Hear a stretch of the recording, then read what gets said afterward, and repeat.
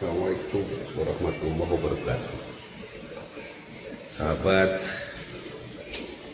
banyak sekali barusan saya jalan macet di mana-mana. Kita di kota ya, atau ke daerah juga. Dan kenapa? Nggak tahu ya ada apa ini. Tapi yang jelas semacam sudah menjadi penyakit menahun. Penyakit menahun yang berkaitan dengan perpindahan tahun, padahal kan hari itu mengalir seperti biasa. Tidak usah ada kembang api atau petasan seperti Majusi, tidak usah ada trompet seperti Yahudi, tidak usah ada lonceng seperti Nasrani. Buat kita muslimin, baik tahun Hijriah maupun Masehi sama saja. Bagi kita sama, karena memang apa yang membedakannya? Yang membedakannya setiap tahun kepribadian kita semakin baik.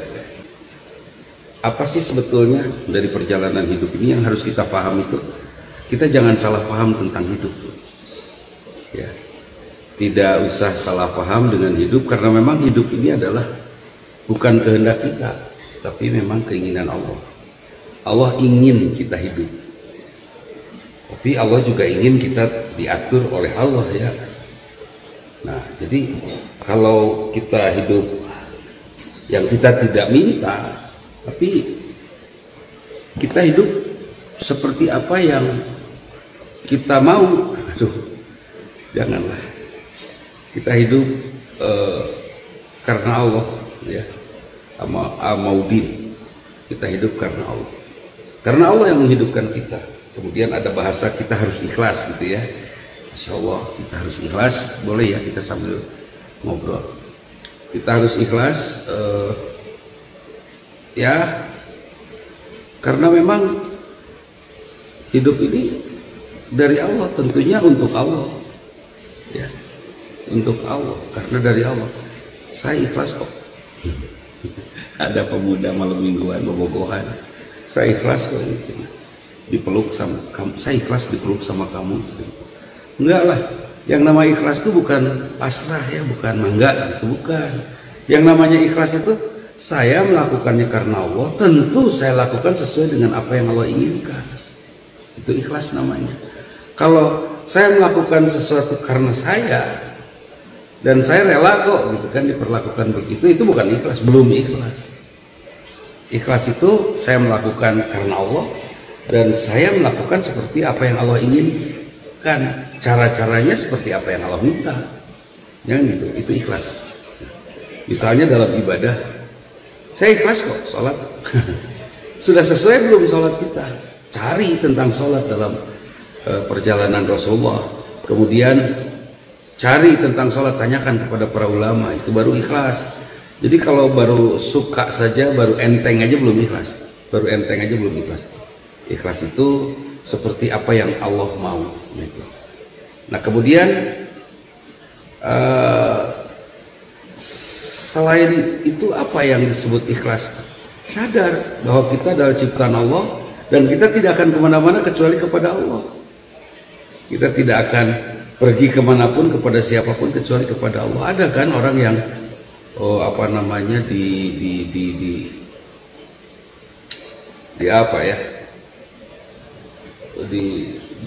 dihidupilah oleh orang lain ya, sebut saja oleh majikan atau oleh orang kaya yang menghidupi saya. Tanpa dia sepertinya saya tidak bisa makan enak. Saya lakukan semuanya tulus untuk dia, bukan untuk Allah. Nah kalau hidup kita semua untuk Allah. Nah termasuk dalam rumah tangga ya, Dalam rumah tangga jangan pernah kita berpikir bahwa kita akan punya masalah. Tidak, dalam rumah tangga tidak ada masalah. Masalah itu hadir ketika kita melakukan apa-apa dalam rumah kita bukan karena Allah. Saya dititipi istri oleh Allah. Tentunya tugas saya adalah merawat istri saya sebaik-baiknya seperti apa yang Allah ingin. Allah ingin istri saya dikuatkan, dihebatkan sampai pulang kepada Allah dengan apa yang diharapkan oleh Allah. Pulang dengan qalbun salim, pulang dengan hati yang sehat, hati yang selamat, hati yang tetap Islam. Jadi daripada sekarang ngedengerin bedug, apalagi di berjalan tadi, turisat manusia. Saya baru selesai acara sampai repot pulang. Nah, inilah yang kita ngobrol. Mudah-mudahan manfaat itu. Jadi apa itu ikhlas? Yang pertama dulu ya, ikhlas. Ikhlas itu melakukan apapun karena Allah, karena memang kita ciptaan Allah. Kita bukan milik kita, kita bukan siapa-siapa, kita bukan apa-apa, dan kita bukan untuk kita, tapi untuk Allah. Saya dapat amanah istri, rumah tangga saya juga harus ikhlas. Istri saya ciptaan Allah, dirawat oleh Allah, tentu akan saya perlakukan seperti apa yang Allah inginkan. Tapi istri saya nggak bener, Ustaz. Istri saya, nggak taat, Ustaz. Terserah. Yang penting saya jadi laki-laki, saya jadi suami yang benar, bukan saya minta istri jadi benar. Terserah istri mau nggak benar juga. Amanah untuk saya, tinggal saya ingatkan saja, karena tugas saya untuk istri saya adalah wa ma'alaika illa balaghul mubin. Tugasmu hanya menjelaskan sejelas-jelasnya itu saja. Kalau sudah dijelaskan dengan sangat jelas, tidak mau jelas saja, tidak mau tahu saja, biarkan saja. Yang penting kita sudah melakukannya seperti yang Allah ingin. Saya dapat amanat anak. Apakah anak saya ini harus saya rubah, harus saya bentuk? Enggak, saya tidak bertugas untuk membentuk. Saya hanya bertugas menjaga anak ini agar tetap seperti apa yang Allah inginkan. Anak ini diciptakan oleh Allah, dihadirkan ke muka bumi ini untuk ibadah. Nah, saya cetak, bukan saya cetak ya, saya dampingi. Saya iringi perjalanannya agar dia tetap ibadah. Saya nggak ngajarin piano ke anak saya. Saya nggak akan bawa-bawa gereja ke rumah. Tapi bukan berarti tidak boleh ya main piano. Saya tidak akan ajarkan anak saya sesuatu yang membuat anak saya jauh dari ibadah. Tetap ibadah kepada Allah Subhanahu wa Ta'ala ini menjadi prioritas bagi saya mendampingi anak saya. Tidak harus anak saya harus jadi jenderal, anak saya harus jadi dokter, enggak. Nanti bakatnya akan menggiring dia sepanjang anak saya bersama Allah. Kalau anak yang bersama Allah itu adalah anak yang bekerja, berbuat dengan sangat sungguh-sungguh karena dia sadar Allah Maha Agung, Allah Maha Mulia. Dia akan melakukan sesuatu untuk dianugerahkan kepada yang Maha Agung, dan dia akan bersikap dengan cara yang mulia, dengan cara yang mulia, untuk dianugerahkan kepada Allah yang Maha Mulia, seperti itu. Ketika anak saya nakal, tidak perlu saya harus memarahi, memaki dia. Tugas saya menjelaskan sejelas-jelasnya, mendampingi dan memberikan iklim dengan akhlak mulia saya. Kemanapun dia melangkah, terserah. Tapi pasti kok, kalau saya sudah ikhlas karena Allah, berjalan seperti apa yang Allah inginkan, kemudian saya berbuat seperti apa yang Allah inginkan, maka sudah pasti kita akan mendapati anak-anak yang mulia. Itu. Jadi enggak lah, ya, nggak usah kita bercita-cita. Ya, kalau saya sih bercita-cita pengen ke surga. Apapun profesi saya, apapun pekerjaan saya, apapun keahlian saya akan lakukan untuk membuat saya menjadi ahli surga itu. Ya, nah, jadi ikhlas. Kemudian untuk supaya jangan salah paham dalam hidup ini, saya sampaikan ini. Supaya jangan salah paham dalam hidup, saya ajak ini. Tugas hidup kita ini ibadah ya. Wa khalaqtul jinna wal insa illa liya'budun. Tugas kita untuk ibadah. Nah, kemudian pada saat kita akan ibadah, tentu saya akan belajar dari Rasulullah SAW. Kemudian saya bertanya, apakah ada sahabat Rasulullah yang berprofesi bukan sebagai ulama? Ada, pedagang ada. Ya, ada sebagai pedagang, ada sebagai ahli dalam peperangan, sebagai tentara ada. Tapi semua mereka lakukan sangat sungguh-sungguh. Mereka melakukan sangat sungguh-sungguh, dan para sahabat Rasulullah tidak melakukan sebagai tentara yang pas-pasan, sebagai pedagang yang pas-pasan, tidak. Sungguh-sungguh menjalankan apa yang Allah inginkan. Nah, itu ikhlas. Ya. Jadi hidup kita ibadah, apa hasil atau output dari ibadah? Output dari ibadah yang harus kita lakukan adalah, yang harus kita dapatkan adalah akhlak. Ya la'allakum tattaqun, agar kamu menjadi orang yang bertakwa. Siapa orang bertakwa itu? Orang yang berakhlak mulia. Ya. Orang yang berakhlak mulia. Kalau dia sudah beribadah, artinya dia berakhlak mulia. Kalau belum berakhlak mulia, ibadahnya masih dipertanyakan itu. Kenapa ibadahnya tidak membentuk kepribadian? Karena ibadahnya dia lakukan baru sebagai kewajiban. Nah, kita sudah harus melakukan ibadah sebagai kerinduan. Saya rindu untuk mendapatkan ridho Allah, ya kan? Tugas saya ibadah, dan hasil daripada ibadah outputnya adalah berakhlak mulia. Sebenarnya tidak ada masalah dalam hidup. Kenapa itu ada masalah? Karena ada kepentingan yang saling bertabrakan atau rebutan. Ya. Allah sudah mengajarkan kepada kita banyak hal. Nggak akan ada masalah dalam hidup. Orang yang kepribadiannya buruk, gampang marah, gampang protes, itu mudah untuk sakit, ya kan? Orang yang pelit, dia akan tersiksa dengan perasaan miskinnya dan seterusnya. Nah, kita tinggal tiru saja, kita tinggal teladani. Oh, hati berarti nggak boleh begitu. Oh, saya berarti nggak boleh pelit supaya saya tidak terjajah oleh rasa miskin. Oh, berarti saya nggak boleh jelek hati saya harus terus gembira, harus senang. Oh ya, supaya saya sehat, kan itu ya. Allah sudah tunjukkan semuanya. Orang yang ngebut di jalan, jebret, tabrakan. Kalau kita yang mengalaminya, itu masalah buat kita. Tapi karena kita belajar dari apa yang kita lihat, ya, Kang Mulyadi, maka kita akan tenang-tenang saja, Buris. Seperti itu. Jadi kita tidak akan celaka seperti orang lain, karena kita berhati-hati, berbeda ya, Bu Rina, dengan orang lain. Oh, dia pakai motor caranya begitu, saya nggak boleh. Gitu. Allah sudah mengajarkan kepada kita semuanya supaya kita hidup tidak bermasalah. Suami istri berantem, ya, Bu Karlina Muti, ya Bu Karlina. Suami istri berantem, itu kenapa ya suami istri berantem? Wallahu alam. Oh enggak, sudah jelas kok masalahnya karena suaminya kurang penghasilannya dan istri memiliki keinginan berlebih. Nah, itu mengakibatkan pertengkaran. Oh, kalau gitu saya sebagai istri nggak akan begitu, kata suaminya juga, saya nggak akan gitu juga, saya nggak mau kayak itu. Kan beres. Sudah Allah pertontonkan semuanya. Nah, tinggal kita teladani, kita pelajari, kita hati-hati saja dalam berjalan, ya. Kang Kausar, hati-hati saja dalam berjalan, sehingga kita akan terbebas dari masalah. Nggak ada masalah. Itu ada KDRT. Oh, kenapa ya terjadi KDRT? Kita pelajari saja. Oh ya, karena istri selalu saja mengungkit masalah yang sama, tidak berubah. Akhirnya suami susah untuk mengingatkan, akhirnya main gaplok aja. Gitu. Jadi diwaspadai oleh kita. Tugas kita ibadah, dan Allah sudah memberikan petunjuk untuk ibadah dalam Quran, tata cara ibadah dalam hadis, perintah ibadah dalam Quran, dalam hadis penjelasannya. Kemudian semesta ini, lingkungan kita adalah ilmu yang melengkapinya. Ya. Sudah Allah beritahu orang, ternyata orang yang kebanyakan makan sate sapi dengan bumbu kacang, mungkin ini banyak yang kolesterol. Ya sudah, saya tidak mau kolesterol, saya akan hati-hati dalam makan, kan itu.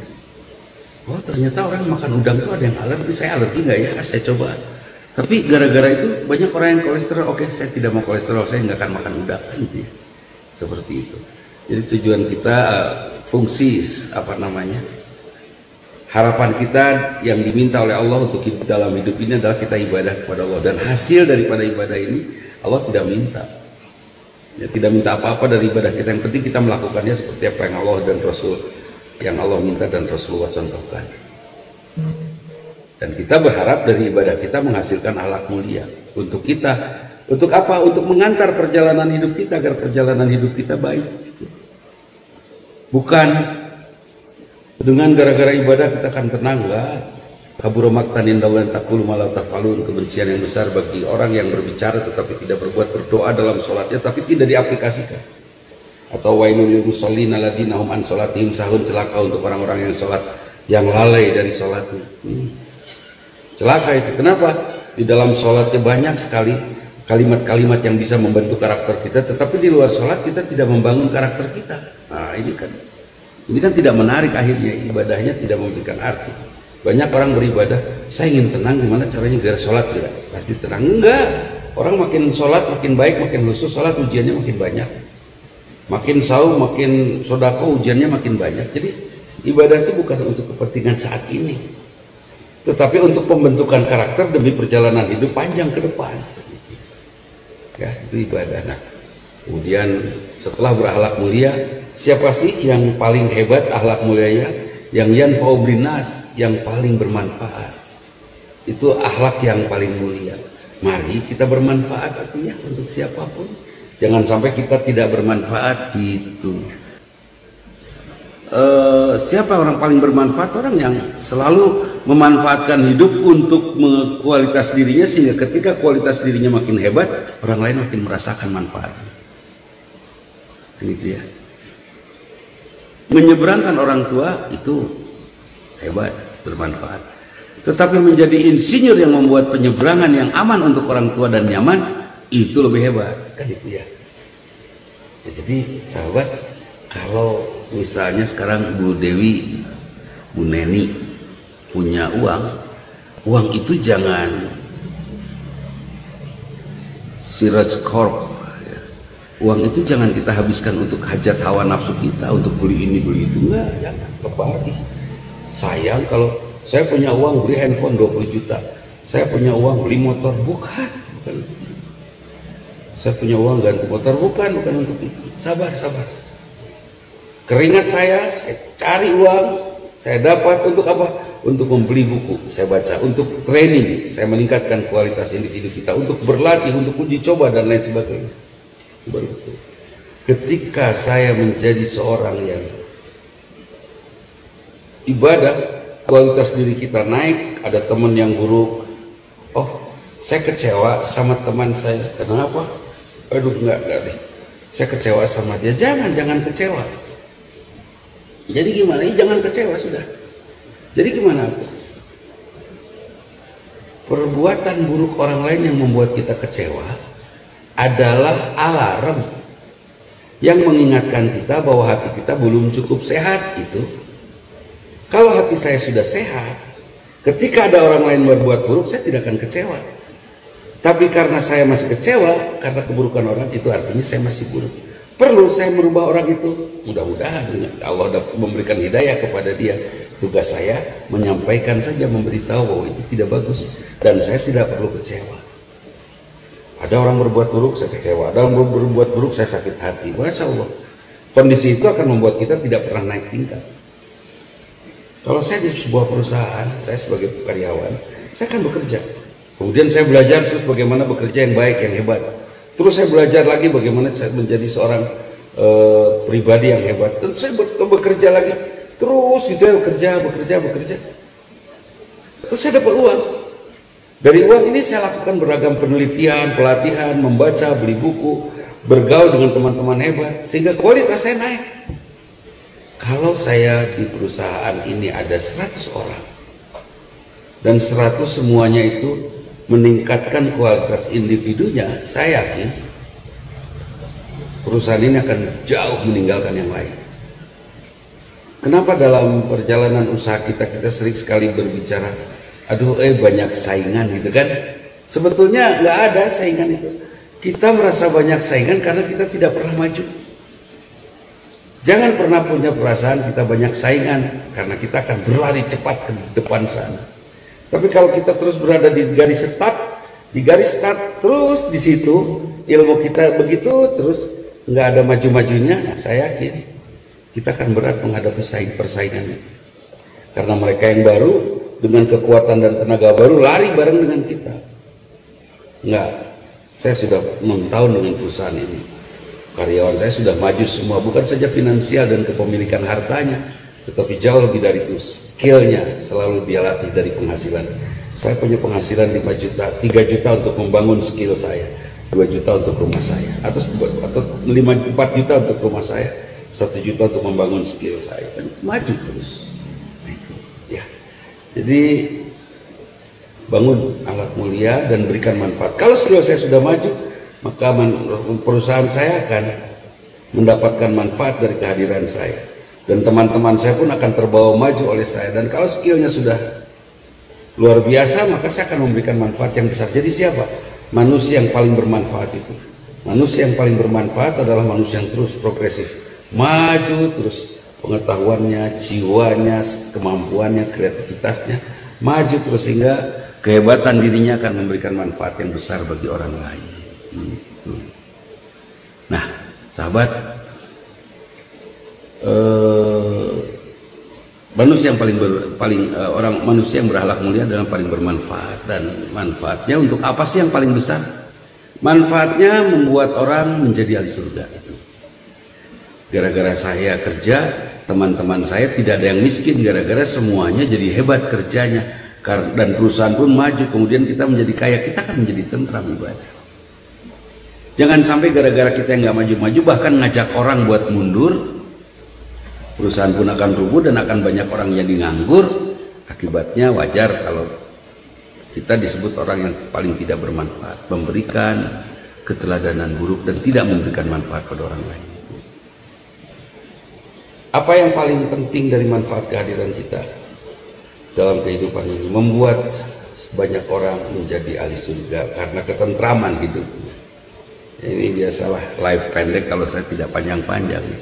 Kita tetap gara-gara ketentraman hidupnya dia bisa nyaman ibadah, membangun karakter juga seperti kita, kemudian dia menjadi ahli surga seperti kita, dan terus itu manusia yang bermanfaat. Jadi sahabat, siapa sih manusia yang untuk apa sih kita hidup? Jangan salah paham dengan hidup kita untuk ibadah. Ada nggak masalah dalam rumah tangga? Katakan tidak ada. Kapan masalah itu datang pada rumah tangga? Pada saat niat ibadah kita atau motivasi kita motivasi ibadah kita hilang, atau salah paham terhadap makna ibadah. Ada suami asalnya kerja di bank, katanya riba, akhirnya dia keluar, kemudian dia habiskan untuk membaca Quran di masjid, sholat, dan terus saja mengabdi beberes masjid. Apakah itu bermanfaat? Ya. Tapi yang manfaat yang paling besar adalah ketika dia berjuang lagi untuk berbuat karena Allah, untuk mendapatkan rizki dari Allah dan menjaga semua urusan rumahnya karena Allah, maka semua anaknya akan maju, tidak akan ada masalah. Tapi kalau hanya diam saja dengan pengertian bahwa ibadah itu taat kepada Allah, syahadat, sholat, saum, zakat, haji, itu barusan kena dingin di kendaraan. Nah, kalau hanya itu saja seperti dalam rukun Islam, umat Islam bukan maju. Jadilah polisi yang hebat, yang melakukan semua tugasnya karena Allah. Jadilah sopir yang hebat, yang melakukan semua tugasnya karena Allah. Kenapa nyupirnya enakan, hebat, dan terus belajar terus dari nyetir, supaya juragan saya, penumpang saya bisa nyaman istirahat di kendaraan saya. Dan kalau sudah nyaman istirahatnya di kendaraan kita, dia juga akan nyaman untuk beribadah. Dan kalau mereka juga nyaman beribadah, nantinya pada saatnya mereka akan mudah menjadi ahli surga. Kemudian berikutnya nih, ada yang nanya sama saya, Ustaz, apakah dosa kita akan diampuni sebesar apapun dosa kita sepanjang kita tidak musyrik dan kita tidak punya hutang? Insya Allah Allah mengampuni kita asal kita berhenti. Saya punya dosa loh dengan seseorang yang sudah gabung di IG ini, tapi saya yakin dia sudah baik sekarang. Saya juga berusaha untuk menjadi baik. Nah, ketika kita berusaha, kita menjadi baik, dia juga menjadi baik, itu sudah Allah hapus dosanya. Sudah berubah menjadi baik. Apa yakin kata Teh Happy Kosasih, Teh Susan, Teh Yuni, Apa yakin Allah mengampuni? Pastilah Allah. Itu Rahman Rahimnya Allah. Allah pasti mengampuni kita. Syaratnya ya udah, jangan pernah kita ulangi lagi kesalahan kita. Ya, buat yang di Cianjur, buat yang di Bogor, buat yang di Semarang, ini ada teman-teman dari banyak tempat. Kang Krisna bergabung ke mana, Cis? Itu kakak saya itu. Nah, jadi nggak ada masalah ya. Itu masalah di jalan ketabrakan, kitanya nggak ada masalah sepanjang kita gini. Kalau saya nyetir seperti apa yang Allah inginkan, hati-hati, santun dan seterusnya, maka Allah akan menjaga kita. Tapi orang pada urakan semua orang lain, bisa jadi orang lain yang nabrak kita. Enggak, Allah akan menyelamatkan kita. Allah akan memaafkan kita, akan mengampuni kita sepanjang kita mau meminta ampun kepada Allah. Minta aja ampun kepada Allah. Jadi nggak usah kecil hati ya tentang ampunan dari Allah, karena pasti akan Allah berikan kepada kita sepanjang kita beristighfar dan mau meminta ampun kepada Allah. Dan nggak usah kecil hati juga. Tapi orang lain kan di luar urusannya jahat-jahat ya, bisa saja ada yang jahat. Tapi insya Allah kita akan dilindungi oleh Allah sepanjang kita melakukannya karena Allah. Tapi teman saya itu baik, tapi dia tetap aja diperlakukan jahat oleh orang lain ya. Baiknya hanya baik manusiawi, tapi belum baik seperti apa yang Allah inginkan. Karena itu pembicaraan kita malam ini adalah lakukan seperti apa yang Allah inginkan ya. Ya, Kang Suhendar, Kang Kanis Hayati, Hayuli, Kang Dude, Damang. Ini juga saya sedang terus berduka ya dengan kepulangan Mang Ode yang luar biasa. Kemarin juga kepulangan Ustadz Eka. Waduh, anak muda yang luar biasa. Belum lagi, banyak lagi sahabat-sahabat yang sudah pulang dalam keadaan sangat bagus. Saya terus terang cemburu, ingin meninggal seperti mereka.